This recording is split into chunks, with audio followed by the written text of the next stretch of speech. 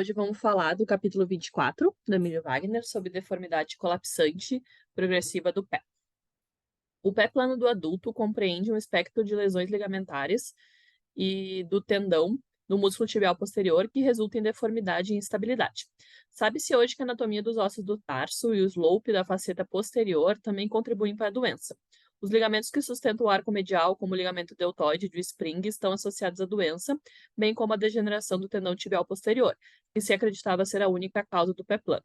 Sabe-se hoje que alguns adultos com pé plano não terão degeneração desse tendão, e observou-se também que pacientes que têm o tendão do tibial posterior transferido para a correção do pé caído não desenvolvem pé plano. Os fatores causais são divididos em fatores extrínsecos e intrínsecos. Entre os fatores extrínsecos estão presentes o pé plano pré-existente, navicular acessório, obesidade e trauma. Os fatores intrínsecos que predispõem à lesão do músculo tibial posterior são doenças reumatológicas, inflamatórias, insuficiência vascular, uso de corticoide, diabetes mellitus, hipertensão, doença do colágeno, morfologia óssea. Pacientes com tendão do tibial posterior normal costumam apresentar a falência do ligamento spring. Alguns autores defendem que a insuficiência do ligamento mola é mais importante que a degeneração do tibial posterior. Quando o tendão do músculo tibial posterior falha, o fibular curto perde seu principal opositor. Isso leva à abdução da tala navicular, forçando os ligamentos mediais. O Aquiles ou o gastrocnêmico encurtado também estão associados, podendo ser tanto causa como consequência da patologia.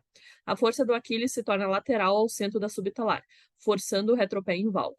Nos calcâneos, nos estágios finais, o ligamento deltoide falha, causando instabilidade e tilt da subtalar. O tendão do tibial posterior se insere em vários locais no médio pé, atuando como flexor plantar e inversor do retropé e adutor e supinador do antepé. O tibial posterior pode ser comprimido e se tornar hipovascularizado na região retromanular, quando passa por trás do malelo medial e no retináculo dos flexores. O ligamento de Spring sustenta a cabeça do talos entre a articulação do talos calcâneo navicular pela região medial do retropé. A lesão dele é a segunda mais encontrada no pé plano.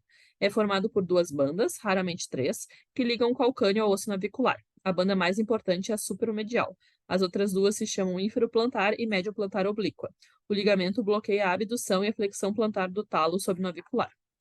O ligamento interósseo liga o calcâneo e o talos, mantendo seu alinhamento no retropé. É a terceira lesão mais encontrada e impede a translação medial e lateral e anterior e posterior do talo calcâneo. Em casos com subluxação, o ligamento apresenta ruptura. O ligamento deltoide é formado por componentes superficiais e profundos. A porção profunda se origina no malelo medial e se insere no talos e previne o deslocamento lateral e rotação externa do talos. Os componentes superficiais são os mais largos, se originam na tíbia e emitem ramos para o navicular, calcâneo, talos, ligamento mola. Eles previnem um valgo do tornozelo. O paciente típico é a mulher de meia idade com sobrepeso. O paciente se queixa de dor insidiosa na região medial do pé. Conforme avança a doença, a dor passa a ser lateral também. A dor também é ao longo do tendão do tibial posterior. Em casos avançados, essa dor desaparece devido à ruptura ou alongamento. No exame físico, deve-se avaliar o paciente com carga. É possível observar edema medial no tornozelo e retropé.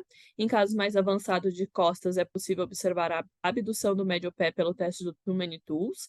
Se testa a força do tibial posterior pedindo para o paciente ficar na ponta dos pés e a inversão vai aparecer assimétrica. O teste também é feito em apenas um pé, com o paciente apresentando geralmente fraqueza ou dor medial no tornozelo. O tibial posterior é palpado ao longo do seu trajeto, costuma estar alargado e doloroso. Sua força é testada com inversão contra resistência. O teste de Silver-Skills também é realizado para testar a contratura do Aquiles. As amplitudes de movimento das articulações devem ser testadas para saber se são rígidas ou flexíveis, como a amplitude da subtalar, por exemplo. Para avaliação inicial, se solicita radiografias com carga em EP perfil do tornozelo e pé bilateral. No antero posterior do pé é possível observar a abdução do antepé, o ângulo de cobertura da talo navicular, o ângulo do primeiro metatarso com o talos, que é o ângulo de Meare, e o ângulo de incongruência talar representam essa abdução. Na incidência lateral do pé, é possível avaliar o colapso do arco medial. O ângulo de Meare nessa incidência é maior de 20 graus no pé plano. O pitch do calcâneo, que é o ângulo entre a linha do solo e a linha inferior do calcâneo, também é avaliado nessa incidência. O ápice da deformidade é visto nessa incidência e também deve ser corrigido no planejamento cirúrgico. A instabilidade do primeiro metatarso com a cunha medial também pode ser visualizada. O ângulo de Giussani também estará alterado se houver alguma deformidade em valgo severo. Na incidência de Saltzman ou axial do calcânio, avalia-se o alinhamento do retropé e planeja-se daí o quanto o calcânio será medializado. O ângulo de alinhamento é medido entre o eixo longo da tíbia e o eixo da tuberosidade do calcânio. No AP do tornozelo, a linha da subtalar do lado afetado estará mais baixa que o lado normal, devido ao colapso medial. A osteoartrose e subluxações também estarão presentes nos estágios mais avançados. Na panorâmica de membros inferiores é útil para avaliar outras deformidades angulares dos membros inferiores. Outro exame que traz mais informações é a tomografia computadorizada com carga. Os ângulos são mais confiáveis que nas radiografias. A ressonância ajuda a avaliar o envolvimento de partes mole, como lesão do TP, do ligamento mola e do interósseo. O estadiamento clínico é útil para descrever a deformidade e guiar o tratamento. Vários já foram descritos, mas o mais popular foi o de Johnson-Strong, modificado por Meyerson. O estágio 1 é o mais leve, com alinhamento normal do pé, sem deformidade no raio-x e com tenossinovite ou tendinose do tibial posterior na ressonância, e clinicamente se apresenta com dor no tendão.